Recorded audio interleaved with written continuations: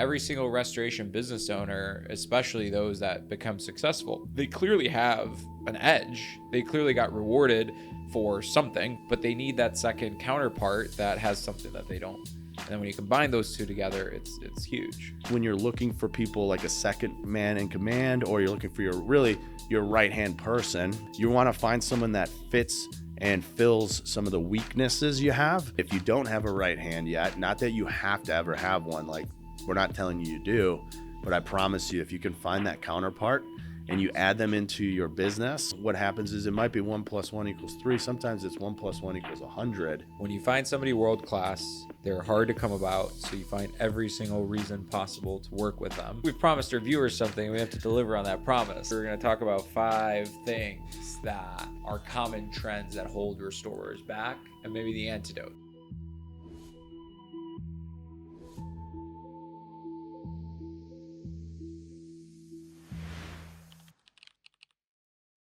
Welcome, everybody, to the Albi After Hours podcast, where we talk about propelling restoration forward. I'm your host, Alex Duta, and today I'm excited because I'm going to be introducing something to the Albi channel that I've kept a secret for the past 18 months. But before that, I'd like to introduce Matt Balducci, my partner in crime at the Restoration Mastermind. How's it going, Matt? It's going awesome, man. Yeah, that's exciting. We just finished an L10 meeting, and we're talking about how we're going to move the restoration industry forward. It's going to be awesome. It's really badass. And I don't know why it took us 18 months to get to do a podcast together, but I guess busy schedules, and we're all busy building that we forget to tell the world what we're building sometimes. Oh yeah. Well, going from 7 clients to 60 clients in literally 12 months, I think that warranted the reason we didn't do this, but now it's time. We got to let everyone know what's going on. 100%. I'm pumped. And I want people to stay till the end, because we're going to dive into some specific things that are holding restorers back that you've uncovered while talking with the restoration contractors. But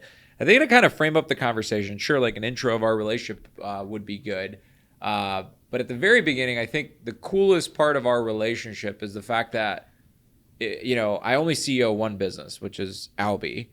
But obviously, as you know, and the audience knows, I've got a bunch of other businesses, and Evolve specifically, the Restoration Mastermind's on a mission to create 1,000 restoration millionaires by 2032. And sure, I'm the face of it, and I do a lot to contribute to our community, but you're the one who's actually building it. So I think, restorers on the front end could get value out of how do you interface and work with somebody else, so that way you could be a visionary, somebody else could build the business. So if we could sprinkle that in as we're talking about how we met, fell in love, and all that, I think that'd be a good way to frame the intro. What do you think? Yeah, sounds awesome to me. Let's do it. Yeah, so for everyone listening, what's your backstory, I guess, real quick? How in the world did we meet, and how do we end up, from 2 years ago not knowing each other to where we are today? Let's talk about that a little bit. Yeah, so I think the coolest part is, if you look at an intersection between home services, right, restoration and roofing, plumbing, everything that is going on right now in the marketplace, and then you look at coaching, like consulting, right, and then speaking, being able to run on the events we run, Alex, together now. It's interesting because just in the short term, I was working with Eagle View, which I'm sure a lot of listeners know, the aerial measurement company. And basically, I was flying around the country meeting with roofers all over the U.S., multi-million dollar, 10, 20, 30, 50, $100 million roofing companies. And I'm like, why am I not running my own home services business? And so I basically made the decision to start my own roofing company, and I'll explain where this all came from 10, 15, 20 years ago. But in the short term, I was going to start up a business consulting company for roofers. And my first thing I was going to do was launch my roofing business, grow it, and then jump into the roofing coaching space. And we happened to get met. I was interviewing with Tony Robbins at the time, so some of you guys might know who he is. And then I was interviewing with SaaS Academy, and which that's how we got connected, is through that kind of organization. And it's just real cool. But before I go into that story, so I was how I got into home services and kind of where I'm at today. I've been an entrepreneur most of my career. I started my first company when I was 19. So when I met Alex, the fact that he's freaking young and a freaking genius savant, I love young entrepreneurs personally because I started my first company at 19, and I remember I got my opportunity to do that. It was a painting business, kind of your cliche college student running painting company. Did the door-to-door sales, ran crews, ran a very P&L, and when I was 19, my first business, I just did it for a summer, and I made $30,000 of profit. Wow. Which for a 19-year-old college kid, that was a ton of money, right? And so after that, I ended up actually starting up a digital marketing agency in college. This was before all the cool stuff is now here. And so basically, I just helped companies with their marketing and branding.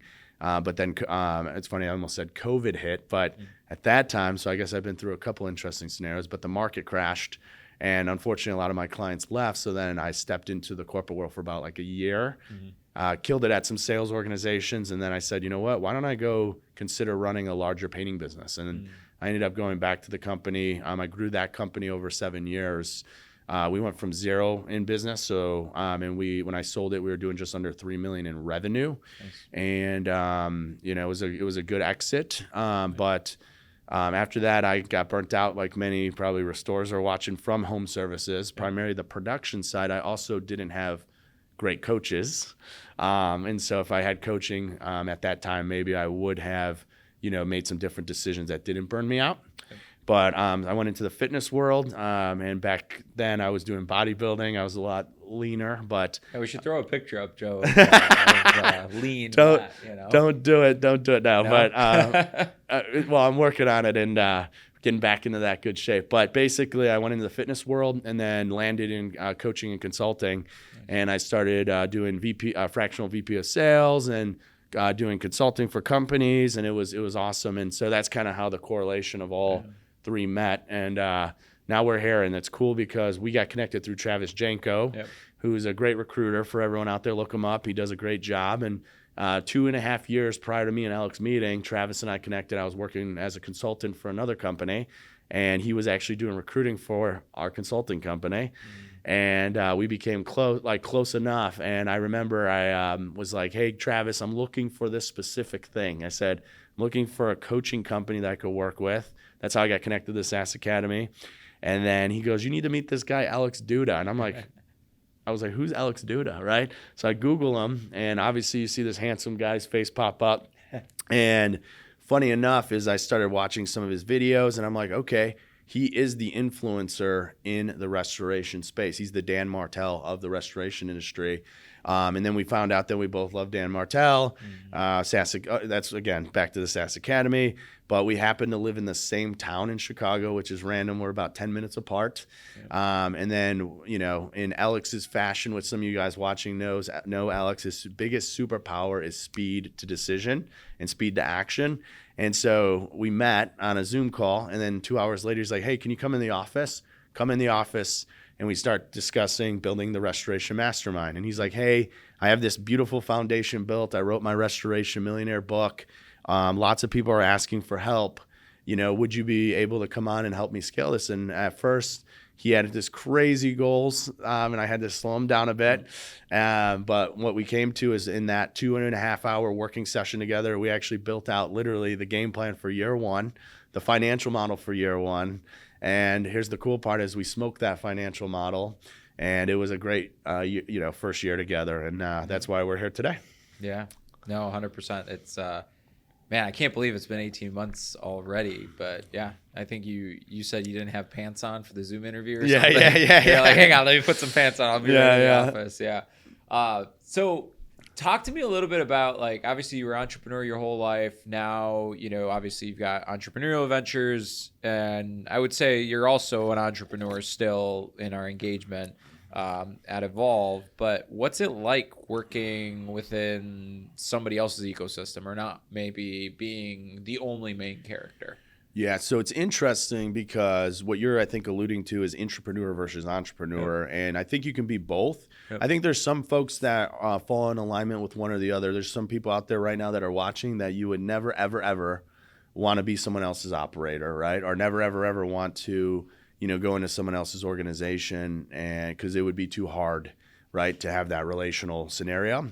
And then on the other side, there's people that maybe they don't want to be the first, they don't want to be the number one guy. And in my development as a coach and also in business is as entrepreneurs, sometimes we want to do it all on our own. Yep. And one of my biggest learning lessons in my first 15 years of my career, plus, having some massive financial losses in there, having some businesses not work, is that transparently, I can't do it on my own. So the irony of it now, Alex, is obviously I have a roofing company, but I have an unbelievable partner over there, and he fills the void that I can't fill. And then I'm launching my other business here, and I have a partner on that business that fills the void. And what you bring is, so when we first met, we did not actually engage originally as business partners. Mm-hmm. It was an employment agreement, right? Mm-hmm. 1099, but still an employment agreement. And what I'm most excited about is Alex was smart enough to see that, this guy's pretty awesome. And he gave me the opportunity to become a partner with him. Mm-hmm. And with that it was a massive retention tool for me because I'm not going to leave. Obviously now my results are tied to Alex's results and we get to win together. But two is this guy across from me, his skill set, and I don't want to over promote him on this. Everyone already knows this, but he's under 30 years old currently. One day he'll get to that 30-year-old mark, but it's not about the year, baby. Yeah, there you go. Don't scare me. Well, you'll be the same. Trust me, you'll be the same. And the interesting part is he is a genius savant. Like there's times where he pushes me to move faster, which I literally thought I was the fastest man alive. I used to have people tell me, Matt, you move too quickly, slow down. And this guy probably moves 5 to 10 times faster than I do, which is awesome because it's forcing me to get out of my comfort zone. And he's removed some of my limiting beliefs. And it's interesting because the reason I even say all this is that that's when you're looking for people like a second man in command, or you're looking for your right-hand person, right? Or your operator. You want to find someone that fits and fills some of the weaknesses you have. And in Alex's case, his number one weakness is he just doesn't have the time. Yep. And he needed somebody who could be a counterpart to him, who could come in and use their time essentially to grow the business. And reality is, if this was his only company, he would be able to do a lot of what I do. But then on my end, he fills so many different voids that I have that allows for our business to scale up. And I'm able to steal his brain. And I always say that to him. I'm like, I need your brain, right? Yep. And as a leader that's watching this podcast, if you're a restoration owner, know that you don't have to be the smartest person in the room ever. It's actually a weakness of a lot of people is they want their ego to feel good. I actually don't care. All I care about is the outcome. And in this business for us, it's how many lives can we change? Yeah. And it's really, really exciting. So, yeah, I think the key thing is like, how can you find the 1 + 1 = 3 opportunity? And in this case, right, you had coaching experience, you had speaking experience, you had entrepreneurship experience. You can jump in and not only build the business, but also coach restorers. And the reason we set it up in the 1099 engagement was a trial period, right? It's like, can this guy actually do it? And he could sell, he could build, and so on and so forth.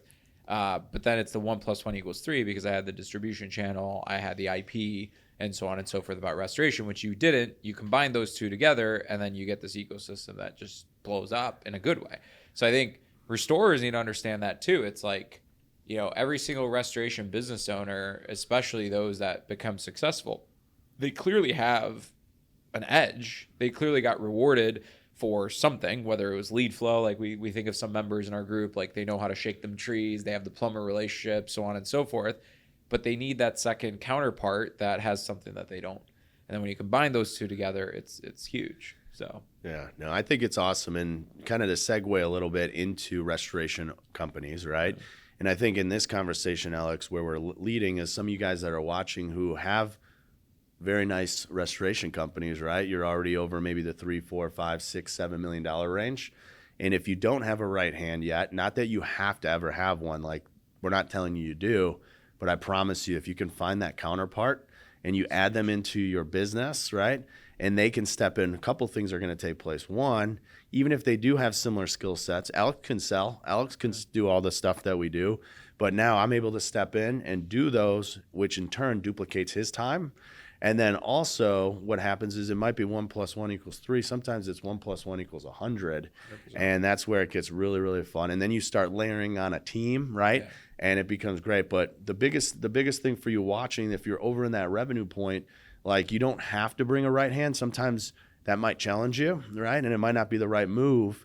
But if you're sitting there and you're like, man, it would be really nice to have someone in my business that fits this, and this, then there's so many people out there right now that would be in heaven if they can come partner with you, and you give them a small chunk of the pie. Like it doesn't have to be a big chunk, small chunk of the pie, and they're now a part owner of your ecosystem. They're going to be jacked to work with you. And so, I mean, you've seen it, Alex, at all of your companies, 100%. Yeah. I mean, when I have a fundamental truth, and that's when you find somebody world-class, they're hard to come about. So you find every single reason possible to work with them. And sometimes it might mean that you're going in and buying their business at a premium because you want to work with them. Sometimes it may mean that you're spending $60,000 to $70,000 on a recruiter to find them. I got a deal with Travis. I only paid $40 to go find you, but still, like, that's a win. And sometimes it just might be that you find them in your circle and they're undervalued somewhere and you could actually value them. But people are hard to find, especially like those unicorns, those 1 + 1 = 100. And I think you have to find every reason possible to work with them. So from your perspective, how, and again, this isn't to toot my horn. This is, I think, to peel the curtain back because I want the audience to copy all this. Like everything I do, I want people to ruthlessly copy. And by the way, full disclosure for everyone listening, I'm like the master of robbing and duplicating. Like none of this stuff's my IP or my geniusness. I just literally found somebody else who was world class at it and just said, hey, what do you do? And I copied it. But what attracted you? I mean, out of all the opportunities, Tony Robbins, SaaS Academy, all this stuff, and then what retained you? Like, what was it about what I proposed or how I acted or what I did that maybe an audience member here could duplicate? And sure, you could say I'm a genius savant, I'm not. Like, what is the tactical stuff that people could copy? Put that. Let's give that out. He is a genius savant, but. No, I think obviously I didn't know that when I first met Alex, right? Like I didn't know that his brain works the way it works, right? We just met each other and he could have easily just been many different things. But first and foremost, what attracted me personally to the opportunity was to scale a company together because at the time you did have clients, you had a lead source, you have your book, you had all of the infrastructure built. And I was able to super speed, the business by putting myself into the company. But then I also love the fact that we have events and I love speaking. And I saw this opportunity as a perfect fit for my skill set. Yep. And I the irony of it, Alex, is yes, genius savant and all that, but I don't necessarily think that it was anything in particular other than that you ran your playbook. Right? We did exactly what you talk about in all your videos, right? And what we train in the Restoration Mastermind is we met. You were like, okay, I like this guy. Let's do a working session. Yep. You said, here's your homework, Matt. I brought then back to you a plan. Yep. You were like, okay, shoot, this guy put some time into this. Yep. And then you're like, do you think you can do this? And I said, yeah. And then like you said, we both took a risk. Yep. We said, hey, because here's the truth. I didn't know. Yep. I mean, obviously I knew, but you never know, right? But I saw the opportunity, and you and I sat down, and then boom, 90 days into the us building, we were there. In terms of retention, though, the retention aspect, and again, we've only been together 18 months, so I don't know if there's like a retention per se. Obviously, we're growing, we're winning, which is a huge retention tool. Remember that, guys, is if you're winning, your team's going to stay. Yep. People like to win, and if they're not winners, guess what they're going to do? They're going to leave, and that's a good thing. That's a whole nother topic. But for me, then you said, hey, I'm going to bring you on as a partner. I'm going to give you some equity in this. Yeah. And that alone makes one, it showed that you trust, which was awesome. Two is that I was like, wow, that's really nice because he didn't have to give me any of the business. He could have retained it. Yep. And now we're now tied together. So now if I fail, you fail. If I win, you win. Yep. And now we're rocking and rolling together. So. Yes, I think take a couple steps back to kind of give a replicatable playbook to everybody. It's like step number one was I knew we had a great mission and I knew I could do it alone, But I think when I exposed it to you, there was an element of vulnerability and an element of like, hey, here's what I got, here's the good, here's the bad. It's just like all on the table in full transparency. And I do that all the time. The second thing is I was very intentional over like what's in it for you and what do you want to do and what's your skill set, which then as we were going through that process of dating during the interview process, you were able to formulate the opinion of, oh, this is really good for me. And like I was able to sell you on the vision. You were able to sell yourself on the contribution that you brought together. The third part was during the working session. I do this with all my leaders. There's every single senior leader I hire, I make them put together a 30, 60, 90-day plan. And that allows them to dream and create of what's possible. Then during the working session, I then influence of what I think is possible. And through the language and the framework of the model that they put together. So you put this thing together, which was like, hey, we can get to these many clients or whatever. And I said, well, what about this and this and this? Then you bought into it. So it created this ownership in between the two of us. And then the last part is, even though you didn't have equity from the very beginning, we set up the game to where if you won, I won, and so on and so forth. And we did that with, first of all, the first thing that the business needed at the time was revenue, right? So you had a, base OTE of 50%, and that other 50% was paid monthly based on you bringing in customers and retaining customers into the business. So from day one, it was set up to where it was like win-win. Now we've evolved to where, yeah, you've got equity and it's on a vesting schedule, which is obviously the retention mechanism. But now that it's equity, you no longer have commission, you have distributions. Yep. So it's like, if I get distributions, you get distributions. If I don't get distributions, you don't get distribution. And it's like a win-win-win. And I'm able to say, hey, look, like, here's how we get to 1,000. I'm able to sell you on the idea of how we get to 1,000 restoration millionaires by 2032. And then you're able to like buy into it and co-create within that. So. Yeah, and I think just to piggyback on this, what Alex just described is spot on his playbook. But it's interesting because what you just said there, Alex, where in the beginning it was a win-win, right? And this might be too much transparency for this audience, but he paid me probably double what he was thinking that he was going to pay for this role. Yeah.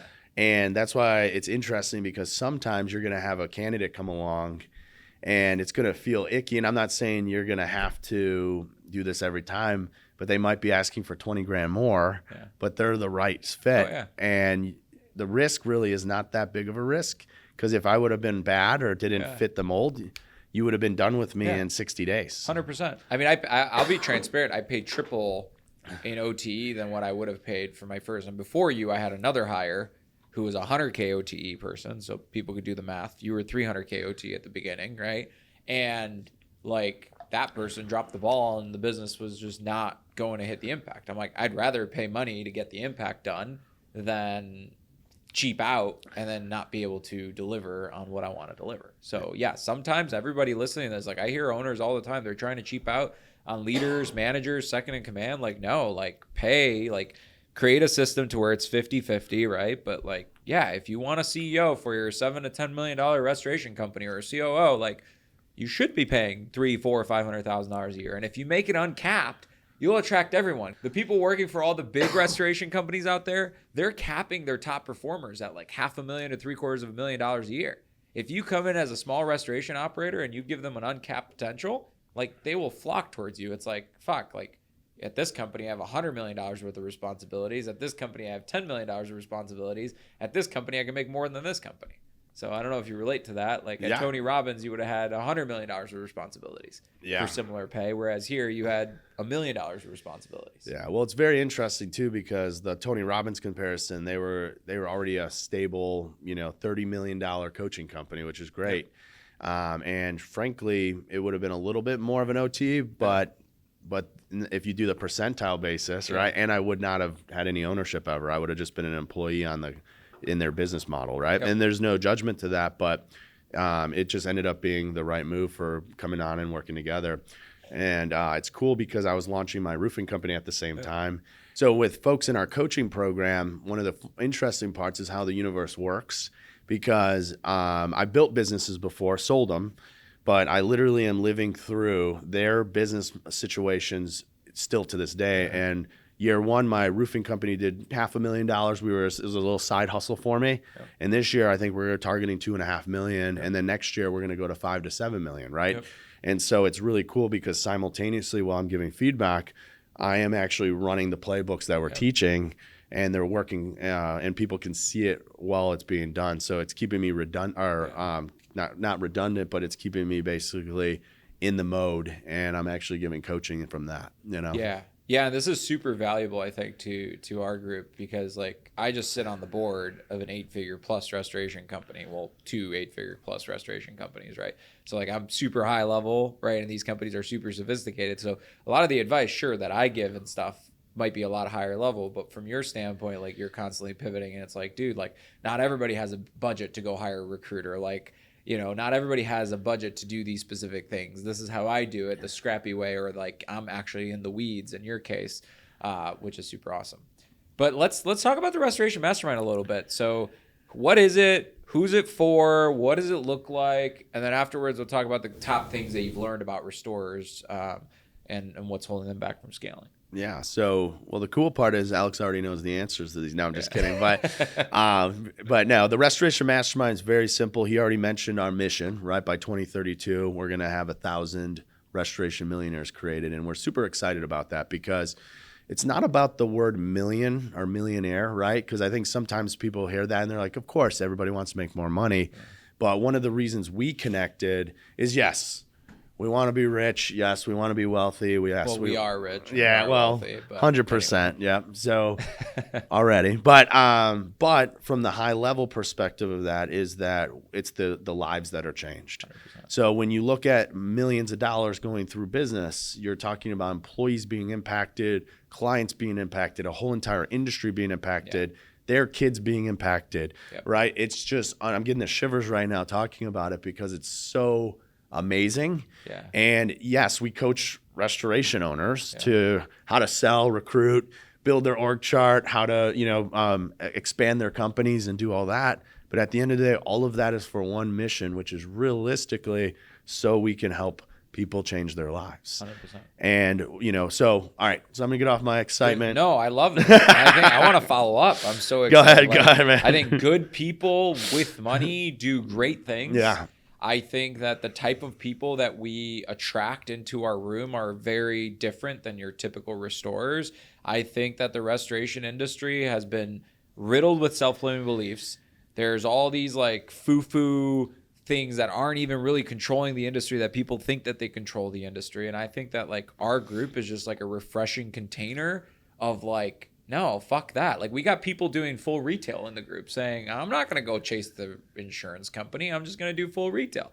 And we got people that went from 0 to 15 million in the group, and they still had time to spend time with their family and stuff like that. And they're like, I'm not just going to grind my life away. I care about legacy and stuff like that. We do our couples retreats, which are super badass, where we talk about, family and faith and all the other aspects of life. So yeah, I'm excited about what we're doing because you're right. It's not like the millionaire thing is just like the vanity metric to make people make a business decision. But ultimately, it's like it's a life-changing group and community. And if you want to be in the top 0.5% of restorers, like that's the only room you really have.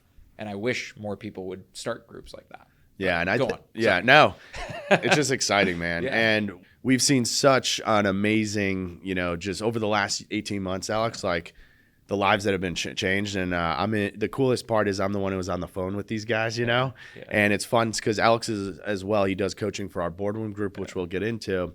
But the fun part is I get text messages and I'm getting shared wins and testimonials. But in reality, we're not just talking about, oh, I just made a sale, or I just hired this person, or hey, Matt, I really appreciate you saving me, 90 days of time because we gave you a cheat code and we were able to coach you through it. It's the limiting beliefs that we're removing from people. Yeah. And it's really cool because, and again, coaching clients who are watching this, but 50% of my calls are actually life coaching. Yeah. And it's helping people get through. They already know what to go do. They already know they have the resources. They already know how to go get it. But they're stopping themselves for whatever reason. And all they have to do is have that person, kind of like a personal trainer in the gym, to push them through their limiting belief. Yep. And it's really, really cool. And yes, we have frameworks, we have tactics, we have tools, and we'll get into that here in a second. But what I found most is that we are literally changing how people see their business and how they see their, like, who they are as leaders. We have someone in our group right now, they're running a $7 million company. They're in year 2. They're probably going to do $12 million, if not more, in year 3. And when I get on the phone with them, they're like, yeah, I'm not really a business owner. I'm like, bro, what are you talking about? And the reason is that we've been told these things our whole life. And I'm like, dude, you're basically on target for an 8-figure company. You are a business owner, and you don't have to have an 8-figure business. You can have a $500,000 company, and guess what? You're a business owner. And so it's just really exciting, Alex. And again, what Alex is talking about, though, is he does bring the high level. He does come in, and he's what I love about him is he's not afraid to share his playbooks, and he's not afraid to take what's in here and actually come to the table and say, here you go. Even in some of the markets that he has, quote unquote competitors, right? And I know he doesn't believe in that, which is great. We don't look at the competitor scenario, right? And the reason for that is because we believe in abundance. Yeah, it's exciting. Like Evolve's like my smallest business of them all, but it is the most fulfilling. Like it's just great seeing people win. And I think in the markets that I have a firm foothold on, like Chicago, Dallas, Baltimore, stuff like that, like those are the best markets for an Evolve person to join in, because I'm like, bro, like online marketing works in Chicago. I'm spending $50,000 a month here. Like come spend money here. Like it's all good. And people will be like, well, what if we compete with you or whatever? I'm like, all right, go bet. Like it'll just make my company better. Like, if somebody competes with Rome Xterra, it's going to force Rome Xterra to become better and compete with them. And I mean, frankly speaking, like there's 150 others that are way worse that you could be competing with. So yeah, it's super fun. It's super fulfilling, and it's been a blast. So how is the program structure? I mean, you mentioned Accelerator, you mentioned Boardroom, you mentioned Evolve. What are the different programs? How do people meet and stuff like that? Yeah. So very, very simply put, when we first started, we had one program, and that's how you should do anything, is always start with one, make sure it works. And what ended up happening is we started getting hit up by different sized businesses, and we realized very quickly that at different points in your company, you need different type of TLC. So you need more, tender loving care at certain points, and you need more cheat codes, or you need more hand holding. And so our first group is our Accelerator group, and this is for anyone that's under $1 million of revenue currently. So this could be for kind of two different dynamics. One is someone who's just starting, and we'll talk about those specifically here in a second. Or maybe you're stuck at 300, 400, 600K, and you can't break, for whatever reason, you can't break that 7-figure mark, right? And so in that group, we focus on, and I'm going to give the simple framework first, and then I'll get into like how we meet and all that, because I think it's more important to understand what we solve for those folks. We basically provide a playbook that is step by step, and we're also along for the ride with them. So we don't just say, here you go do it. We're also there to help guide them along the way. And so how that works is we do meet once a week as a cohort over Zoom. And in that 1-hour meeting every week, we actually have everyone share wins. We're big on the EOS model, and it's awesome. Then we do like a 20, 30-minute content workshop, and we record all of those. So now we have a database of over 250 trainings, which is amazing. And then the last bit of it is what we call hot seat challenges. And that's where we're basically helping do live coaching in front of your peers, not because of vulnerability, but now someone else in the group might have that same challenge in a week or two. And guess what? They're getting solved through that. But part of that group specifically, though, is you do get ad hoc one-on-one coaching. And all that simply means is you have access at this moment to myself. So you can text us and you can say, hey, I'm struggling with this, or I need this help, or hey, do you have this document? Do you have this cheat code? And we're able to guide you through that. And again, what we're solving for is to unlock your limiting beliefs and put you on a trajectory to get over $1 million. And we've had unbelievable success stories. The playbook works. Like it's ridiculous. And a lot of it, by the way, guys, is Alex's mind, just so you know. And yes, I have run companies and all the same stuff, and we're able to marry it together. But a lot of the playbooks are from the brain of Alex. And so it's really, really cool, because you're literally getting step by step how to actually get to $1 million as fast as you want. Some folks do it in 3 months. Some folks take 12 months. Some folks, maybe they get stuck at 900, but they went from 300 to 900. I think they're pretty happy about that. But go ahead, Alex. We've had a lot of crazy stories. I mean, obviously the Mason-Dixon story, 0 to 3 million, and that may or may not have been outside influenced by other things. But, Ruslan, for example, with Green State, 0 to 12 million, I think. 15. 0 to 15. And obviously he was like 2 to 3 when he joined Evolve. So that was a crazy story. Jack over in Dallas, who competes with one of my companies in Dallas, he went 0 to 2? 0 to $1 million in his first year. His first 9 months. Wow. Okay. Which would have been his first year, and now he's targeting 2 and 2. Well, he's actually targeting 3 to 4. And the guy started super scrappy, like just rented a truck from, I think, U-Haul or Enterprise or something. Like, it was great. And yeah, I mean, an accelerator, we give you the whole playbook that we use to start, Mason-Dixon. It's got like a whole checklist of everything you need. We have a bunch of partners that could help you with anything from collections to estimating and stuff like that. Evolve, the goal of Evolve is to get people to $1 million of EBITDA. So that's a cool program. It's essentially you've gotten to $1 million of revenue, you graduate to Evolve, and then Boardroom, that's our best or our highest revenue group. That's basically helping people to get to $1 million of liquidity, which is super exciting. So we do what? Weekly group coaching calls, ad hoc support and coaching, access to a whole library. We're launching some AI tools now where people could literally ask a question and it'll answer. What else? What am I missing? We have events that are badass, Alex. You already know them. Yeah. And it's because it's, again, your brainchild. Yeah. And now they have evolved into, evolved now, but they've evolved into these unbelievable luxury, like content heavy, but it's really the people in the room. And we have our next event coming up June 10th through the 12th. Yeah. And that's going to be in St. Petersburg, Florida. And so we're excited because it's going to be operations focused. And we're bringing in 4 to 5 unbelievable speakers on different topics from how to recruit, how to retain your team, financial management. You're going to be able to, like Alex said, meet our partners. Yeah. There's just so much that we love the ecosystem we built, but the easiest way to explain all of our programs is think of it as a cheat code. Yeah. You're simply paying for all the knowledge, all the group's knowledge, all the tools, all the resources, all the partners, so you don't have to go out and waste your time and you can just move. Yeah. Right. Yep. And it's going to be such a good event. But the cool part is Alex is going to be bringing in and launching a special gift. And I don't know if you want to share that or if you want me to. Okay. So we're going to keep that a secret, and it's going to be good. But you there'll be a grand launch. It'll be great. Not to act like Donald Trump or anything. It'll be great. It'll be great. But yeah, the events are a part of it, Alex, and they're so good. And then we have one in October. And the events themselves are just unreal masterminds. We do meet weekly, but our events are kind of like 100x.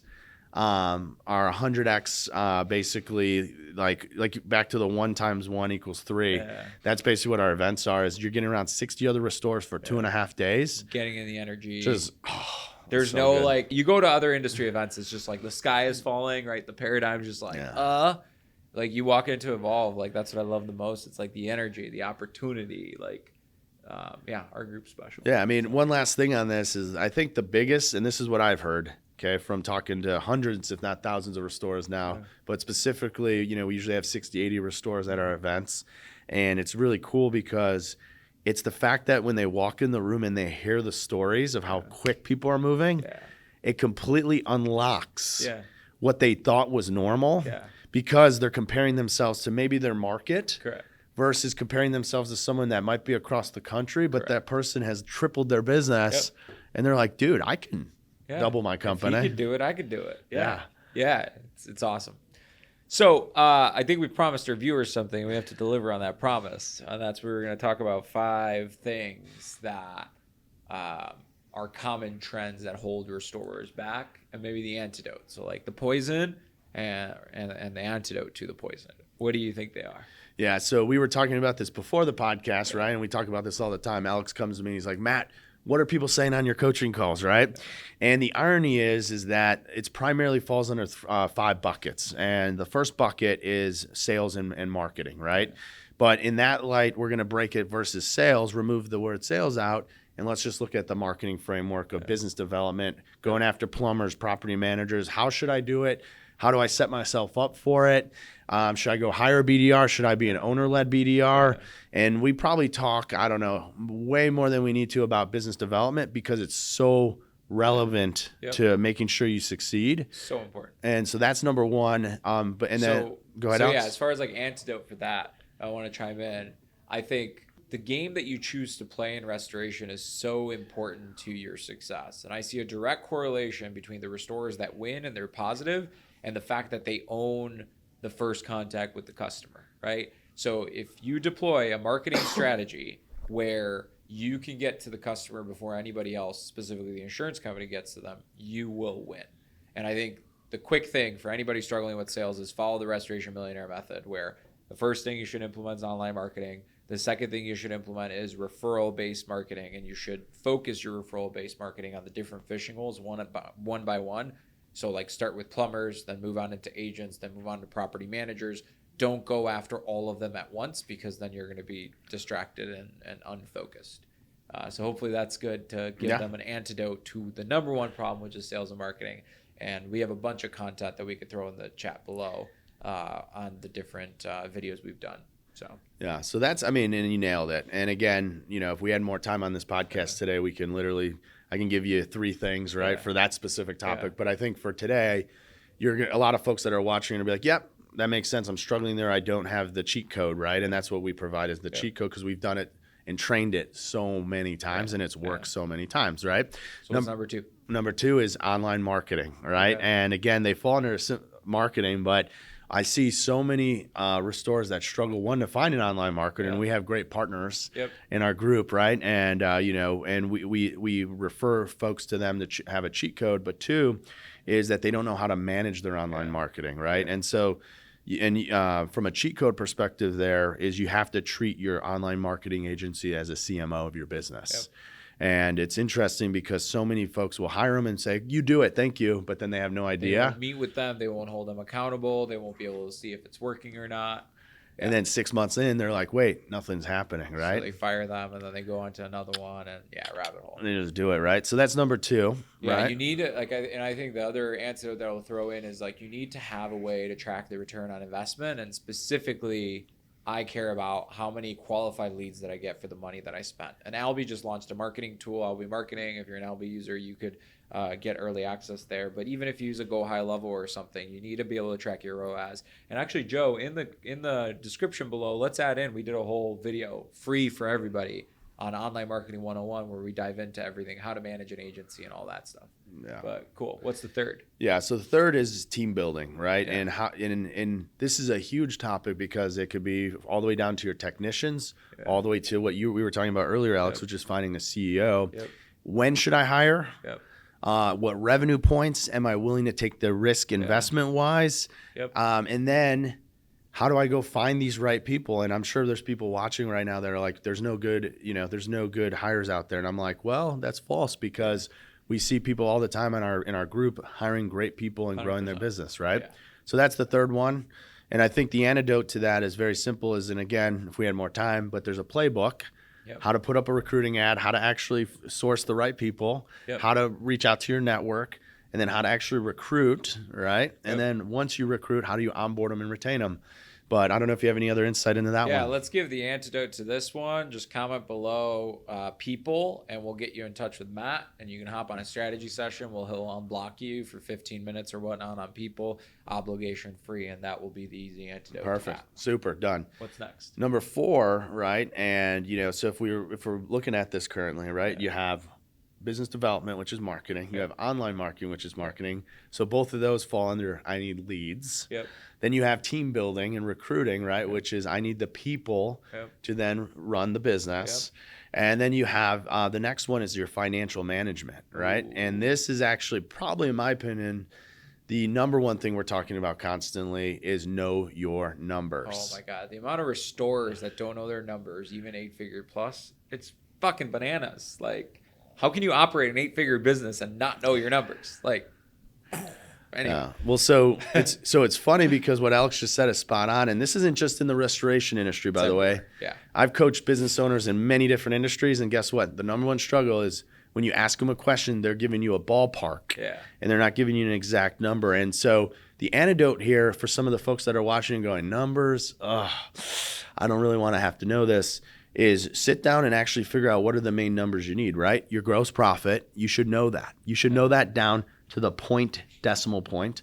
What is my gross margin, right? My gross profit, right? That's super important. Number 2 is your net margin. You should probably know how much you make, right? which I think is really, really important. You should know essentially something I call what is the value of a lead that comes into my business. That's a whole nother topic for another day. And as we kind of rock through, what other numbers, Alex, do you think, like if you were to keep it to like outside of what I just mentioned, the top 2 other numbers they should know?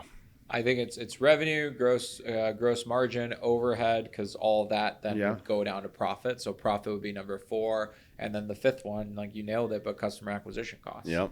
And I think the hack to financial management is to reverse engineer your future. And the way you do that is via a financial model, which we'll also put in the link below, because we have a whole training on that we'll just give to everybody. Well, but if you don't have a financial model, you need to go create one right now. And you don't need to have a bachelor's degree in finance or a master's degree in finance to do it. It's literally you take your future state P&L, just like you're saying, oh, I'm going to get to 10 million next year. Instead of saying we're going to get to 10 million, it's a more granular view of how you're going to get there, what the revenue is going to look like, what the revenue mix is going to look like, what the gross profit is going to look like, how much you need to invest, and how much money you will make when you get there. And then you split it up into monthly targets. And then every single month, you're like, are we on track, off track? And you're doing these minor tweaks. It's kind of like filing a flight plan before you go on a flight. So, yeah. But I think that's the antidote to that. Would you agree? Oh, 100%. Cool. And it's awesome. And the last one, and this is an interesting one because it might, we talked about this before we hopped on. Is it collections? Is it my AR? Yeah. Is it sales? Yeah. Yes. Of course, everyone some struggle with that and you want to improve it, but it's the limiting beliefs that people have. You will never do anything more than what you believe you can do. If you don't believe you can get your company to $100 million of restoration revenue, you're guaranteed to not make $100 million of restoration revenue. Yeah. If you believe, you might have a 2 to 3% chance, or maybe a 10% chance, or 20, but 10 to 20 is better than 0, right? Yeah. And so what's the antidote to that? Well, it's funny because I posted this yesterday on my Facebook, and it's spot on this. The mind, it doesn't focus on what's real. It focuses on what it expects. Yeah. If you expect something to be difficult, your mind will create that make it difficult. If you believe you can't do it, your mind will prove you right. Yeah. So all you have to do is you have to change the fact that, again, who you're getting around, yes. right? Which hence, little shameless plug here is get around a mastermind group. It doesn't have to be ours, where the people are already growing at the pace you want to grow at, where their standards are your goals. Yeah. And that essentially will help you remove the limiting beliefs. And that's the biggest cheat code is get around others like that. And what's going to happen is you're going to start realizing that no one is special. We're all human. Yeah. Yes, we have specific gifts and skills. Maybe you have to go get or find someone who has it. But at the end of the day, remove the limiting beliefs, and you just need to see that it's possible. The 4-minute mile analogy, right? Everyone knows that. If you don't, Google it. Yeah. But that is the coolest part about what we do and help people do. Yeah. Should I share my antidote to this? Yes. I want to hear it. I want to hear it. So I have an unlimited budget when it comes to things related to mindset. And I spend hundreds of thousands of dollars a year on this. But the number one hack is every time you find somebody that their worse is your goal, or they're like 10 times better than you at a specific thing, whether that's parenting, business, finance, stuff like that, you ask them one simple question. How much can I pay you for an hour of your time? And then you just go do that, and you show up and you just learn from them. Like I've paid thousands for like people like Daryl Eves, for example. I got onto him with Joe, my creative director, obviously Dan Martell. I've even, gotten into Hormozy's networks and stuff like that. But the amount of people that are willing to just send the elevator back down for free because you actually asked that is also bananas. So all you do is you find people like, hey, Matt, you're really good. Like, I really admire how you are as a father. Like, how much for an hour of your time? Chances are you might say, oh, I'll charge you this. Or chances are that you'll say, yeah, I'm flattered that you think I'm good as a father. I'm happy to talk to you about this. And like just getting around people that are world class and taking advice from people who have the thing that you want and asking them for how they got the thing that you want. Oh man, you will believe you could do it, because there you'll be face to face with a celebrity, and you'll realize that celebrity, aka Daryl Eves, is just as normal as everybody else, or Dan Martell or Alex Hormozy or Matt Balducci or whatever. Oh, they're just like me. And then you realize that the way that they got the thing that you want was very simple. So then you believe that you could do it. So that's my hack. Freaking love it. We'll Yeah, man, that was very, very insightful, and I hope everybody, listening to the podcast, got a lot out of this. Comment below your key takeaway. But yeah, anything that we didn't cover that we should have covered, or anything I should have asked you that I didn't ask you? Yeah, I think that we nailed a lot, and there's so much information we can give. Yeah. Like so much, and we have it already pre-built, right? Yeah. So we're willing to give away a lot of stuff to anybody who wants it. So feel free to message us, and Joe will put, basically either my calendar link, which is a 15-minute lightning round strategy session, Great. and we'll give that away to whoever wants it, right? Yeah. Obviously, hopefully, just know that there might not be a ton of spots, so you got to grab them if you want them. Yep. And then I think the only thing, Alex, is let's see. I'm trying to think. I think we're good, man. I don't think we missed anything. Cool. And if somebody wants to meet you other than a lightning round link, where else could they find you? Yeah. Oh, yeah. Good question. So you can go to our website, therestorationmastermind.com. It's pretty awesome. You'll be able to see our team on there. You'll see our partners. Yeah. You'll actually see the 3 different programs we offer. You can see what if it might benefit you. And then more importantly, you'll see our events. Yeah. And we have our event coming up in 70 days from the moment we're recording this. So if it goes out, I don't know where that'll be, but June 10th through the 12th. In St. Petersburg, Florida, we only have 15 non-member spots.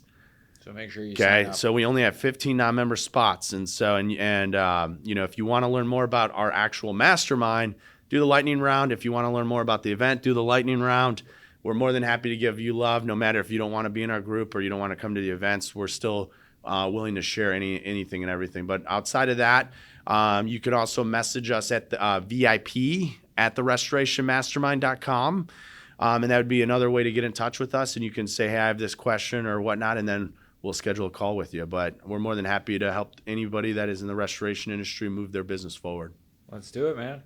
Well, cool, man. I'm super grateful for you spending the time here together today, and I'm super pumped, man. We are propelling the restoration industry forward together. We're moving it from the Jetsons age, from the Flintstones age to the Jetsons age, which is super badass. I couldn't do it without you, man. Yeah, well, I couldn't do it at all without you, Alex. and again, guys, just to wrap up, I think that the number one key takeaway that I want everyone to get from this podcast is, yes, business is tactics and business is training, learning how to do specific skill sets. But at the end of the day, it's all up in here. And sometimes you just need someone to unlock that. And that's what my favorite part of what I get to do on a day-to-day basis is I get to unlock people, and then I get to watch them go off and just become unbelievably successful, whatever that definition is for you. And Alex and I, last thing we'll say on this too is, yes, we want you to be successful in your restoration business, but we want you to have it all, man. And we'll talk about that on another podcast in the future, but I appreciate you, brother. Absolutely, man. Bring it in.